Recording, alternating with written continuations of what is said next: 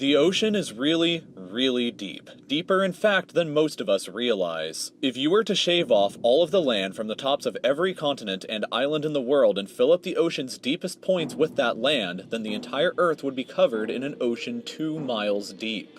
3/4 of our planet is already covered in water though, and it goes a lot deeper than just 2 miles. Let's start with a sense of scale. This dot right here is the size of an average human, this slightly larger dot is the size of an elephant, and this is the size of the largest ship ever built, the Knock Nevis. With that in mind, let's start going underwater and see what we find out. The first milestone is at 40 meters below the surface, which is the maximum depth allowed for recreational scuba diving. A little further down at 93 meters is where the wreck of the Lusitania was discovered, which is interesting because the Lusitania itself is 240 meters long, which means that it sank in water shallower than it is long, so if the ship was standing on its stern or bow, it would be sticking out of the water.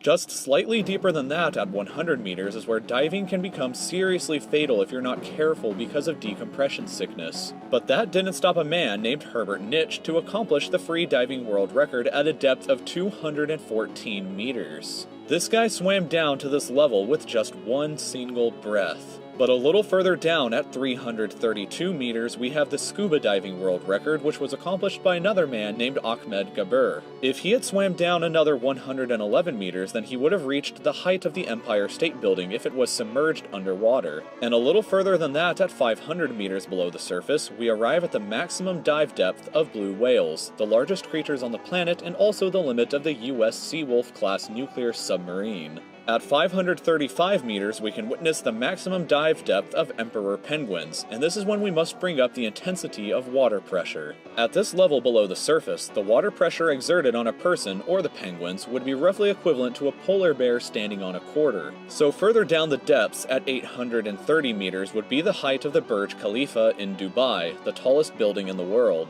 Once we hit 1,000 meters below the surface, we begin to enter the scary zone. Light from the surface can no longer reach beyond this point, so the rest of the ocean below is shrouded in permanent darkness. On top of that, the water pressure you would experience at this point would be about the same as if you were standing on the surface of the planet Venus, meaning that you would die very quickly. You would also meet the giant squid at this sea level if the water pressure didn't already kill you.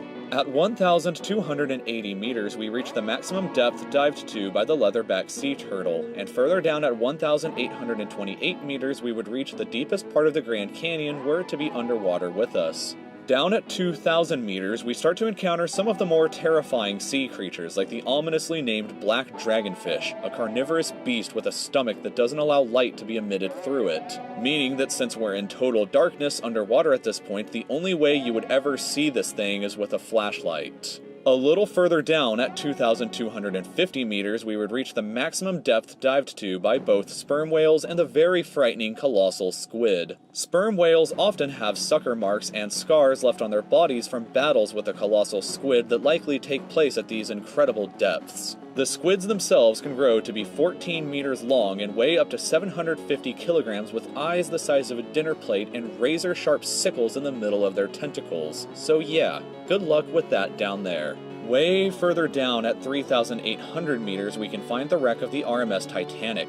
And a bit past that, at 4,000 meters, we start to enter the abyssal zone of the ocean. Water pressure is at an astonishing 11,000 pounds per square inch down here, and there are numerous strange, almost alien-like creatures that inhabit these depths, such as the fangtooth, anglerfish, and viperfish. Down at 4,267 meters is the average depth of the ocean where you would normally expect to hit the floor, but there are parts of the ocean that go significantly deeper than even this. At 4,791 meters rests the wreckage of the battleship Bismarck sunk during World War II, and way down at 6,000 meters is the beginning of the Hadal Zone, named after the underworld Hades itself. The water pressure down at these depths can become 1,100 times what you would experience way back on top at the surface, which is roughly equal to an elephant balancing on a postage stamp or a single person carrying the weight of 50 Boeing 747 jumbo jets. Down at these depths, you would be crushed immediately without any outside protection, but life still exists down here in various strange forms. At 6,500 meters, we reach the maximum depth that the DSV Alvin can dive to, a popular research submarine that helped to discover the Titanic.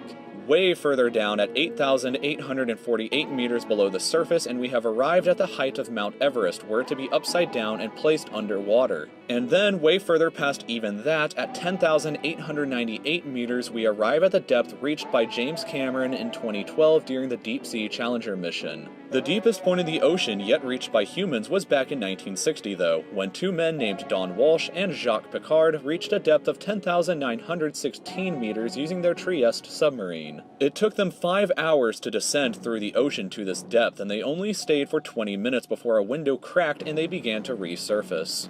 Just a bit further down from there, at 10,972 meters, and we reach the average flight altitude of a commercial airliner. So if you've ever looked out of a window while on a flight and looked down to the ground, that's a very good sense of how incredibly deep down into the abyss that we are currently at.